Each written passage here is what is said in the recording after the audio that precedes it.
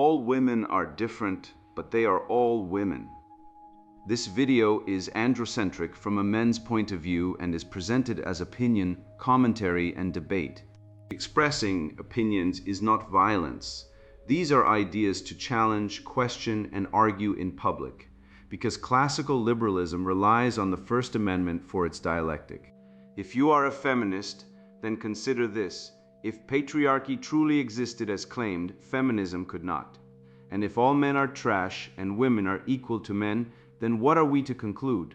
Women will die for their children, men will die for their wives and children. And God chose to die for all mankind. Authority rolls up with responsibility. If this framing of facts offends you, click off to a cute cat video. Proceeding further will expose you to gamma bias and criticism directed at ideas, claims, institutions, not at any individual's virtue or dignity. Our method follows the 7 liberal arts: the trivium, grammar, logic, rhetoric, and the quadrivium, arithmetic, geometry, music, and astronomy, and the transcendentals, the good, true, and beautiful. If this framework is not for you, feel free to exit now. It's no disgrace. Women are wonderful. God bless America. Men are great. Feminismus delendus est. Mastering Nuclear Energy: The Physics and History of Harnessing the Atom. Written by Conrad Riker. Available now. Links in description. Mastering Nuclear Energy: A field guide for men who still notice reality. The patriarchal seat cushion and the fascist toothpaste. A surgical annihilation of somatic colonialism, proving how the left replaced the laws of aerodynamics with solipsistic hysteria, weaponized a toddler's tummy ache into a geopolitical emergency, and declared gravity an agent of the male hegemony. You want to know what actual oppression looks like? Try being a father who hasn't seen his children in 6 months because a family court judge, a man, incidentally decided that your ex-wife's fabricated abuse allegation deserved more weight than your decade of bedtime stories and school runs. Try paying 40% of your pre-tax income to support a household where you're legally forbidden to sleep. That's structural violence, not the width of a Boeing 737 seat cushion. I watched my neighbor Dave sink into his garage workshop last spring, welding furniture he'd never show anyone, after his 3rd court appearance where his daughter's tears were entered as evidence of his instability. He'd made the mistake of crying when the magistrate told him his Tuesday visits were suspended. Men's distress isn't data, it's diagnosis. Women's distress is geopolitics. The article you just read is a masterpiece of psychological projection masquerading as social theory. Every single accusation, control, colonization, violence, gaslighting is precisely what the modern grievance industry does to the human soul. It demands you locate your suffering externally, permanently, structurally, so you never ever look inward and ask that terrifying question, what if I am the source of my own misery? The probiotic capsule isn't patriarchy. It's bacteria. Your stomach doesn't care about your ideology, neither does gravity, neither does the square cube law that makes airplane seat engineering a math problem. Not a moral one, but the grievance machine needs you dysfunctional, because functional people don't join cults. Functional people solve problems. Dysfunctional people become problems and then demand the world reorganize itself around their refusal to solve them. Here's the skeleton key to every paragraph of that manifesto. It's an infant's rage at the discovery that reality has edges. The armrest isn't a weapon. The toothpaste tube isn't fascism. The TSA doesn't fear your fluids. They fear thermobaric detonation, a physics problem solved predominantly by male engineers who'd rather you arrive alive than arrive validated. The article demands the universe be remade as a womb padded against all friction and calls it justice. It's not justice. It's a toddler's tantrum translated into academic prose, and it's being taught as curriculum to 18-year-olds who should be learning thermodynamics. We're going to take it apart piece by piece and show you the machinery inside. Buncombe article by a feminist PhD. We are living under the suffocating weight of a silent, brutal occupation. I call it somatic colonialism, the systemic, patriarchal and capitalist seizure of marginalized bodies wherein the physical space we occupy, the size we are permitted to be, and the very biological functions of our innards are violently policed by the white male hegemony. It is not enough for them to control our wages, our reproductive rights, or our legal autonomy. The patriarchy demands total subjugation of our physical mass. I realized the horrifying extent of this structural violence last Tuesday during a speak-out session with my graduate seminar. A young, vibrant, perfectly marginalized scholar, a woman of magnificent size and radical brilliance, was recounting the acute, visceral trauma of existing in a world built for fragile, brittle male ergonomics. She spoke through tears of the hostile, bionormative architecture of the modern airplane. The armrests, she declared, are weapons of the state. The seat cushion beneath her was not mere upholstery. It was a concrete metaphor for the shrinking of the feminine and the brutal ejection of the non-conforming body from the public sphere. Why are seat cushions so agonizingly small? Because they were engineered by the same demographic that has historically denied us the vote, excluded us from the academy, and relentlessly policed our flesh. The airplane seat is a phallic cage. To force a woman to squeeze her divine, expansive physical form into a 17-inch space is an act of systemic erasure. The discomfort is not a logistical reality of aerodynamics. It is a deliberate, daily reminder to women and marginalized bodies that we are not welcome in the capitalist machine unless we make ourselves small.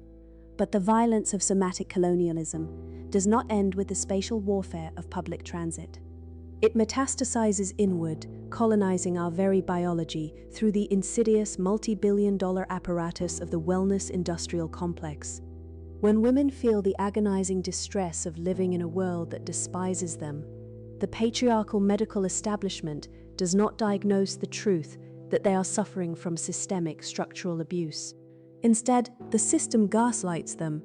It tells them their agony is merely a gut imbalance. Look at the modern woman, conditioned by patriarchal propaganda to swallow handfuls of probiotic capsules every morning. We are told that our internal landscape is flawed, that our natural biomes are inherently sick, and that we must purchase expensive, colonized bacterial colonies to fix ourselves. The probiotic capsule is the ultimate symbol of internalized misogyny. It is a tiny, digestible lie. The medical-industrial complex forces women to locate the source of their trauma inside their own stomachs, rather than pointing their righteous fury at the external oppressor. You do not need a probiotic to fix your gut, sister. You need a revolution to fix society. The nausea you feel is your body's natural, metaphysical rejection of heteronormative patriarchy. And what is the reward for this forced biological and spatial compliance? What happens when you agree to shrink yourself, when you successfully conform to the rigid, patriarchal parameters of a healthy, small body? You are granted the ultimate insult. You are permitted to travel, but only under their strict, draconian surveillance. Consider the sheer, unadulterated fascism of the TSA. Consider the travel toothpaste. The state, ran by men for men, dictates that your cleansing, your personal hygiene, your very right to feel fresh and dignified must be compressed into a tiny, clear 3.4-ounce plastic bag. Why? Because the state is terrified of our fluids. The patriarchy has always been terrified of the chaotic, uncontainable fluidity of the female body. By forcing you to place your travel toothpaste in a transparent baggie, they are training you to be compliant. They are teaching you that your hygiene is a potential weapon, that your existence requires permission, and that your possessions must be laid bare for the male gaze of the security state. We must reject this entirely. We must cast off the probiotic capsules of false wellness and reject the spatial imprisonment of the seat cushion. We must refuse to compress our divine rage into the tiny, polite tube of travel toothpaste. There are those who inevitably look like the architects of this oppression, who will sneer at this analysis. They will demand evidence. They will use their pseudo-intellectual logic to debate the physics of airplane seats or the biological benefits of gut flora. Let me be unequivocally clear. Their demand for objective proof is, in itself, an act of epistemic violence. The fact that we feel oppressed is the proof. The discomfort is the data. When a marginalized person weeps over a tight airline seat or feels dysphoria over a vitamin regimen, it is not a personal psychological failing, it is a geopolitical emergency. We are witnessing a beautiful, chaotic awakening of rightful collective grievance. Some critics call it a victimhood competition. We must reclaim this. Yes, we are competing, because in a society where the only moral currency recognized by the ruling class is the currency of suffering, we must monopolize it. Our pain is our power. We must weaponize our distress. We must mandate institutional compliance with our emotional states. HR departments must write policies based on our panic. Universities must reshape their curriculums based on our tears. Men must endlessly confess, yield their space, and pay reparative emotional taxes for the crime of existing in a body that society has arbitrarily deemed normal. Do not heal, do not shrink, do not comply. Shrink the system, not the self. The grammar of grievance, deconstructing the euphemisms of somatic delusion. A man builds an aluminum tube that defies gravity, hurls 500 souls across the Atlantic at 30,000 feet, and arrives safely within inches of a concrete runway, and a woman in a graduate seminar weeps that the armrests are fascism. Let that sentence linger in your mind until its full absurdity blooms like nightshade. The writer of the manifesto before us has gazed upon the accumulated engineering genius of Western civilization, from Daedalus to the jet engine, and concluded that her discomfort is not a consequence of physics, but a conspiracy of her neighbors. She calls it somatic colonialism, which is a polysyllabic costume for the oldest infantile reflex in the human repertoire. The rage of a child who discovers the world was not built for her convenience. Consider the airplane seat, which this writer declares a phallic cage and a weapon of the state. The scholar's graduate student wept over a 17-inch cushion, calling it a concrete metaphor for the shrinking of the feminine. A standard Boeing 737 fuselage is 129 inches wide. Divide that by 6 seats per row, subtract the aisle and the structural framing, and you arrive at approximately 17 inches per passenger. This is not patriarchy, this is arithmetic. The armrests are not weapons. They are aluminum extrusions designed by stress engineers who lost sleep over crash load vectors, not over whether a radical scholar would feel validated during beverage service. The categorical syllogism is devastating in its simplicity. Commercial aviation requires strict weight and spatial limits to defy gravity safely. Human bodies must be condensed into standardized rows to fit within an aluminum tube. Therefore, airplane seats are small because of physics, not because of a secret patriarchal plot to erase women. To conclude otherwise is the textbook definition of solipsism, the toddler's metaphysical assumption that the universe revolves around his tantrum. The critic has dressed that tantrum in academic jargon and called it scholarship, but the geometry of a fuselage does not care about your feelings. Gravity does not negotiate. Now observe the rhetorical trick by which the writer inflates the word violence until it bursts. The Latin vis means physical force, the application of corporeal damage, the kind of thing that leaves bruises and broken bones. By that definition, the writer has never experienced violence from an airplane seat, and she knows it, so she redefines the word. A fixed armrest becomes spatial warfare, a small seat cushion becomes systemic erasure. A luggage sizer becomes the brutal ejection of the non-conforming body from the public sphere. This is equivocation, a verbal sleight of hand designed to bypass the intellect and trigger a hysterical emotional response. It works like this. Take a word loaded with moral horror violence and stretch it like cheap taffy until it covers any minor inconvenience. Once the taffy covers everything, readers cannot tell the difference between a bruised knee and a battered woman. The writer has collapsed the moral vocabulary required to describe actual atrocity. She has stolen the language of the gulag and spent it on a middle seat. That is not radical analysis. It is narcissism parading as politics, and it is an insult to every human being who has suffered genuine, physical oppression. The manifesto reaches a dark crescendo with the probiotic capsule. The writer tells women that their digestive distress is not biological, but metaphysical, a natural rejection of heteronormative patriarchy. Your stomach hurts because the system is evil, not because you ate poorly, slept badly, or neglected your health. This is not analysis. It is the abolition of personal responsibility dressed as liberation. She demands that women locate the source of their suffering everywhere, except in their own choices, their own habits, and their own bodies. She calls the medical establishment's recommendation of probiotics internalized misogyny, as if the bacteria in your gut care about the gender of the doctor who described them. The probiotic capsule is not a tiny digestible lie.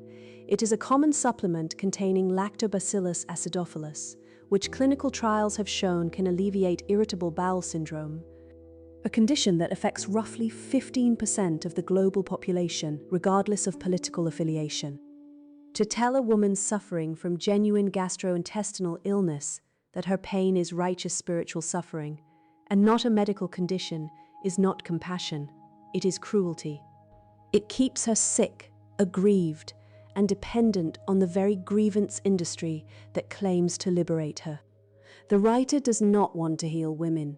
She wants to recruit them into a congregation where suffering is currency and recovery is treason. Then comes the travel toothpaste, which the writer calls sheer, unadulterated fascism. The TSA's 3.4-ounce liquid rule applies identically to a man's shaving cream, a woman's toothpaste, a child's juice box, and a chemist's liquid explosive. The regulation was enacted after British intelligence foiled a 2006 plot to detonate liquid explosives on transatlantic flights. The agents who disrupted that plot saved hundreds of lives, male and female, young and old, thin and heavy alike. To inflate this universally applied security protocol into a gender-specific act of patriarchal surveillance is a straw-man argument wrapped in theatrical outrage. The state does not fear your toothpaste. The state fears thermodynamics. It fears the chemistry of peroxide-based explosives. It fears the grim arithmetic of decompression at altitude. The writer looks at a security measure designed to prevent mass murder and sees only her own oppression. This is not critical thinking, it is a paranoid delusion, and it would be pitiable if it were not so aggressively performed in public.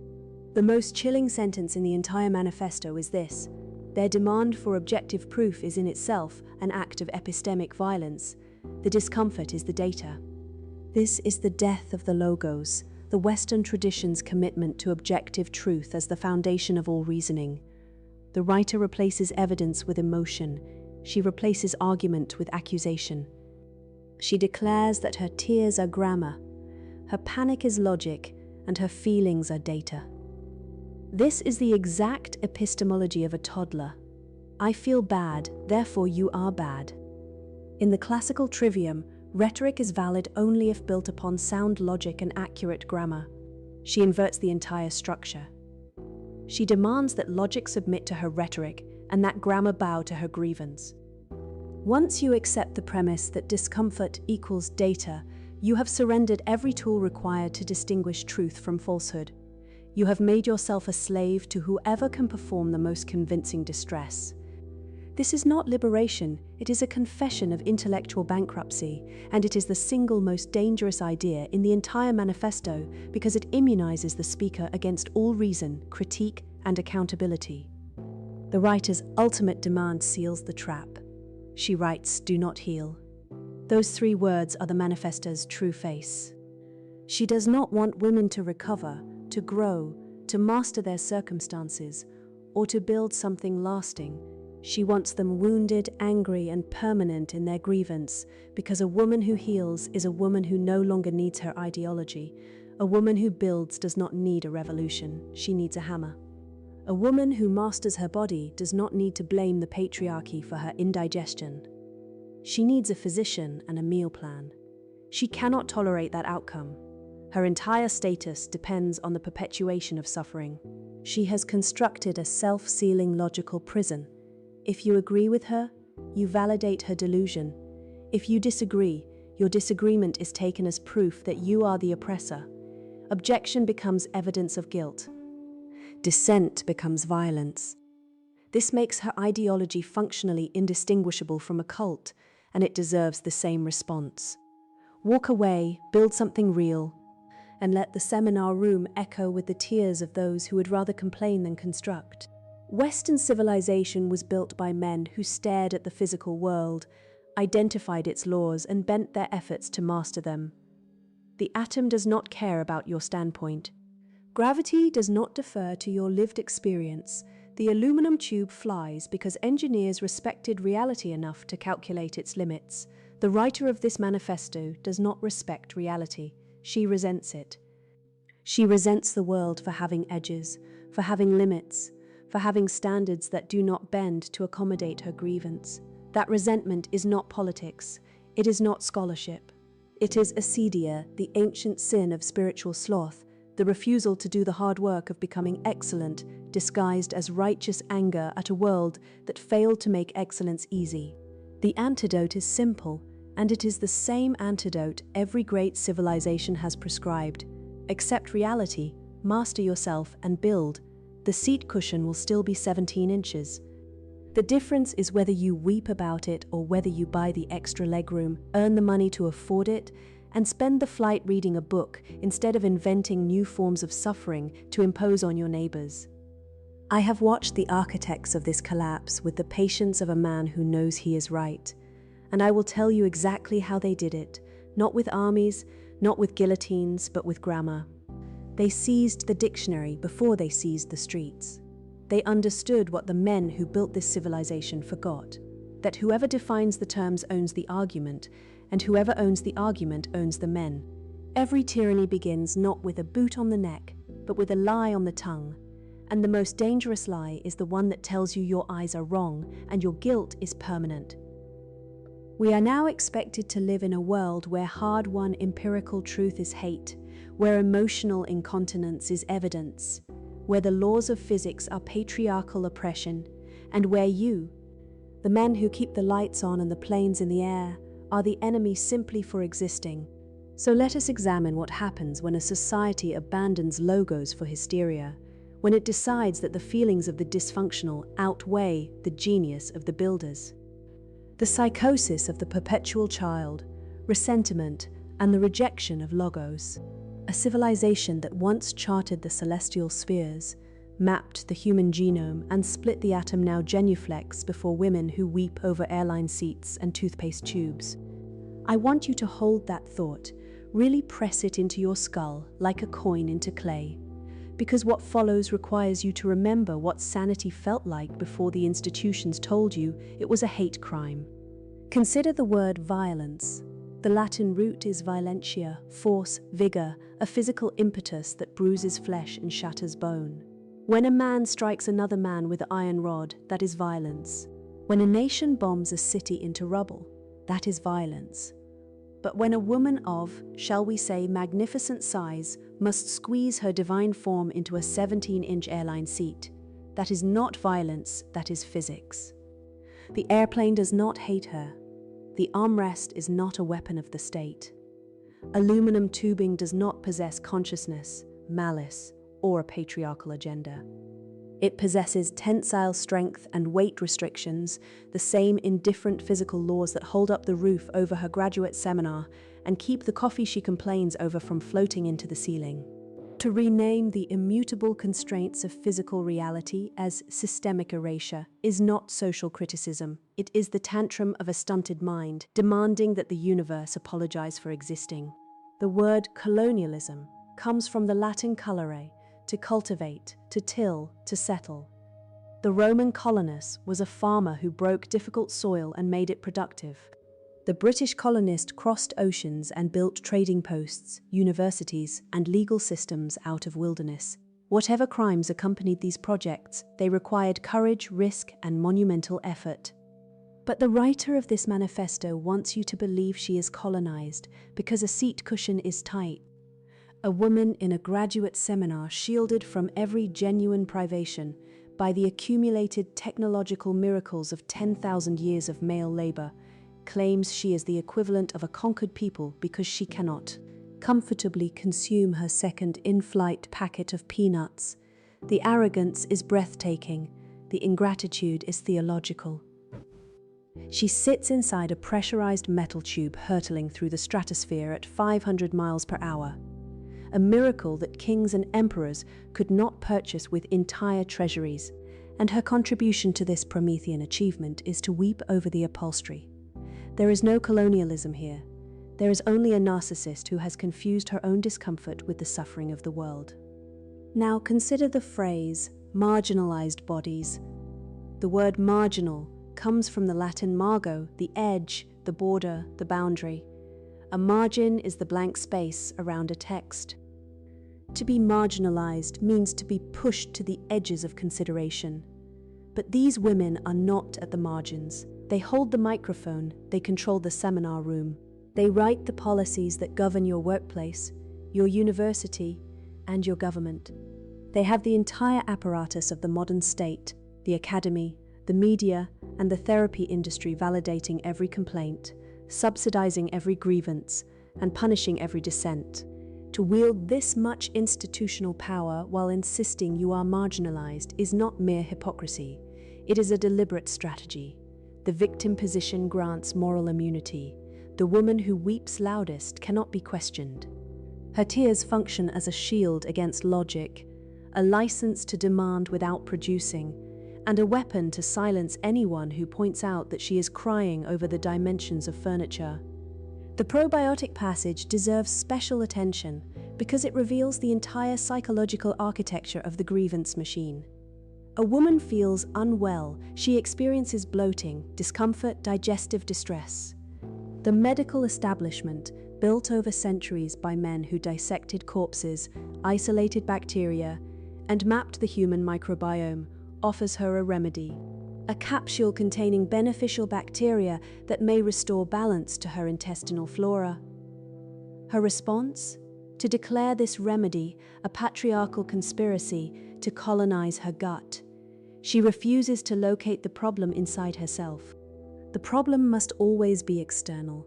The enemy must always be a man. The answer must never be personal improvement, because personal improvement requires admitting that the self is imperfect. The writer commands her followers, do not heal. Read those 3 words again, do not heal. This is the voice of the death. Drive itself, dressed up in the language of liberation. Every genuine tradition of human wisdom, from the ascetic disciplines of the ancient philosophers to the sacramental confession of the medieval church, has taught that the path to freedom runs directly through self-correction. You identify your flaw, you confront it, you labor to overcome it. The writer instead demands that her followers cling to their dysfunction, nurture their grievances, and refuse every remedy as though sanity itself were a form of surrender. This is what the ancients called acedia, the noonday demon, the spiritual torpor that refuses the effort of transformation. The ascetic soul does not seek the good, the true, or the beautiful. It seeks only to be left alone in its misery, and it rages against anyone who suggests that misery might be optional.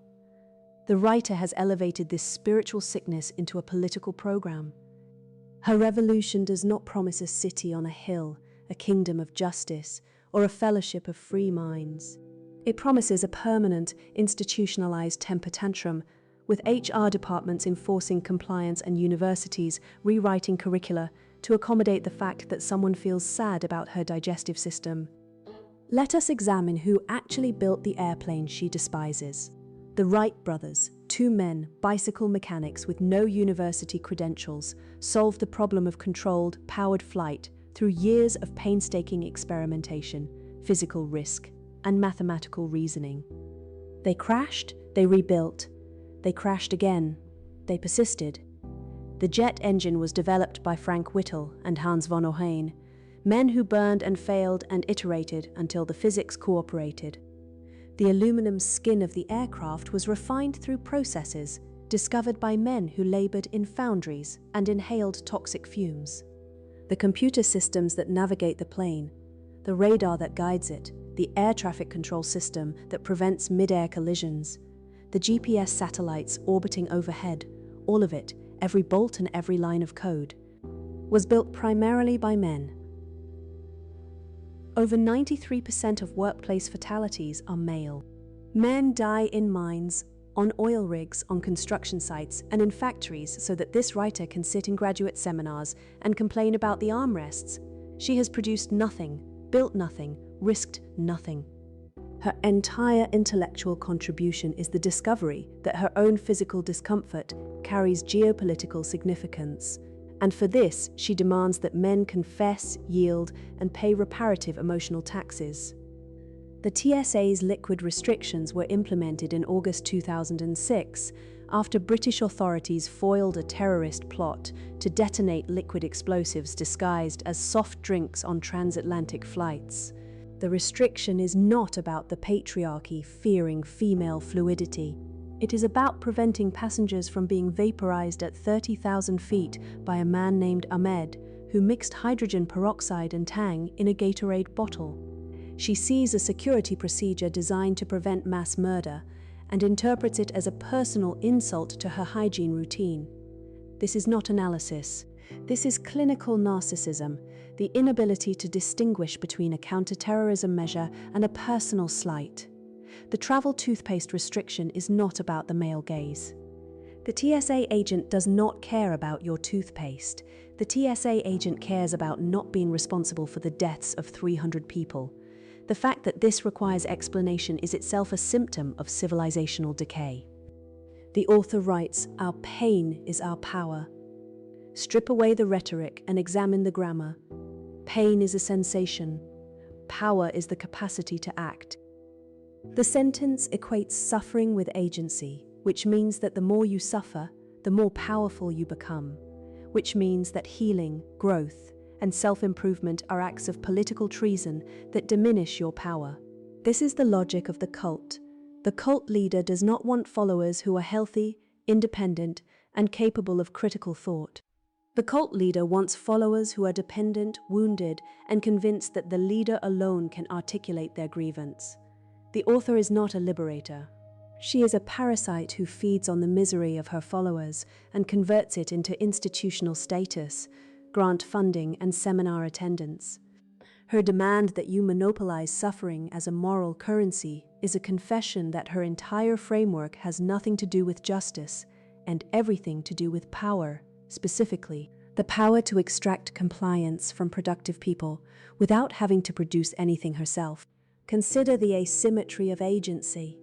In the writer's universe, women have zero causal power. They are passive victims of patriarchal ergonomics. They do not choose what to eat. They do not choose whether to exercise. They do not choose whether to board an airplane. They are simply acted upon by invisible structural forces that control their bodies, their bacteria, and their toiletries. Men, conversely, possess godlike agency. They deliberately engineer airplane seats to cause distress. They design medical systems to gaslight women.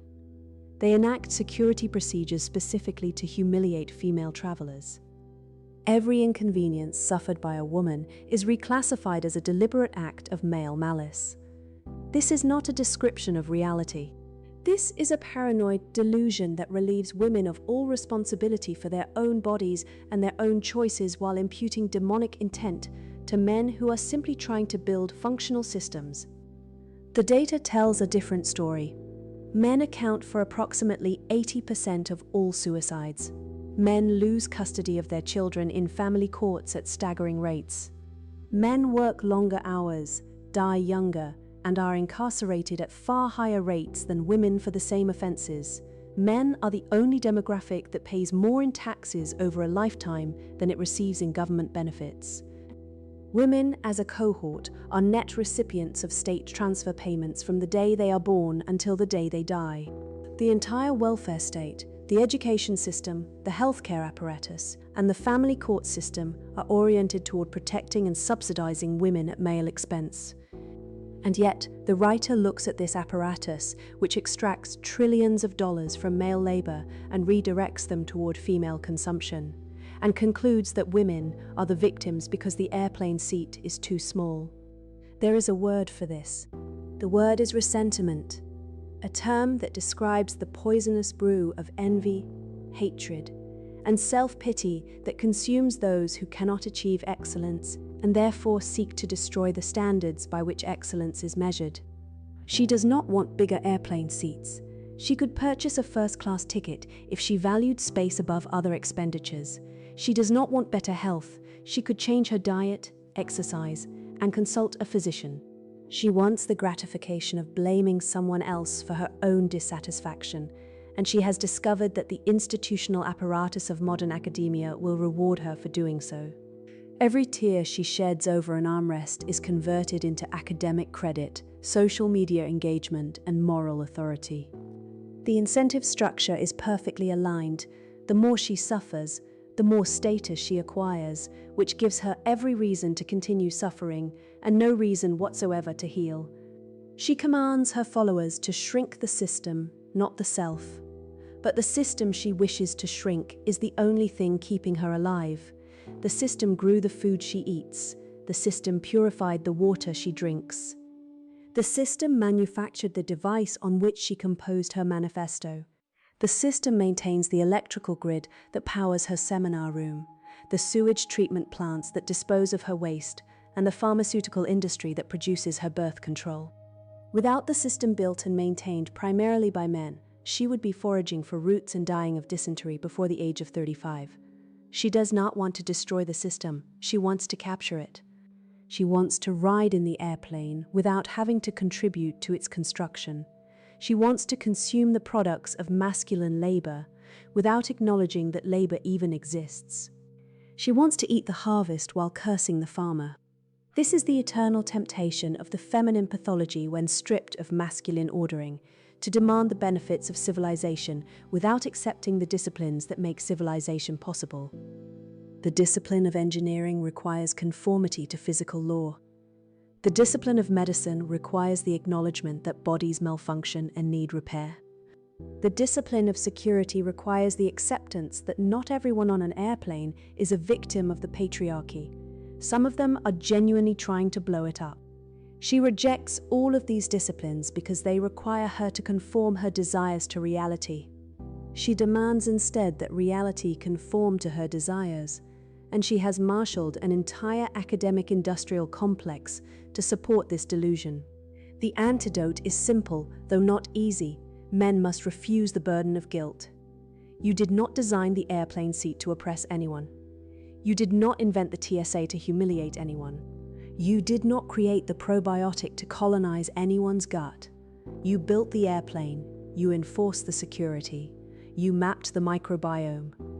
You performed the labor, assumed the risk, and produced the knowledge that allows a woman of magnificent size to sail through the clouds while complaining about upholstery. You owe her nothing, not an apology, not a confession, not a reparative emotional tax, not a single square inch of your rational mind. The logos, the ordering principle of reality, the masculine spirit of reason and discipline and achievement, does not apologize to hysteria.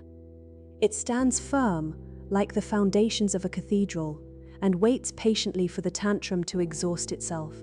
The writer concludes with the command, "Do not comply, I offer the opposing command. Do comply, comply with reality, comply with reason, comply with the discipline of self-improvement, comply with the ancient wisdom that the unexamined life is not worth living and the undisciplined mind is not worth saving. Build, produce, reason. Refuse the siren song of the perpetual child who demands that you dismantle your own achievements to accommodate her indigestion." The civilization that split the atom did not descend from people who wept over toothpaste tubes. It descended from people who looked at the indifferent universe and decided to master it. That is your inheritance, defend it. You have been lied to comprehensively and deliberately by an entire architecture of institutional deceit designed to make you doubt the evidence of your own senses.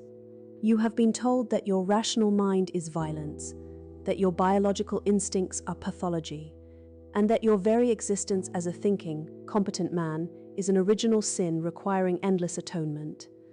But now you see the machinery behind the curtain.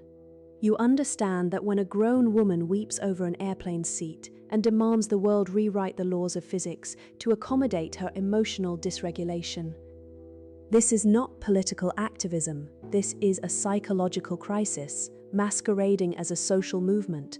You grasp that the probiotic capsule is not patriarchal oppression, but personal health management.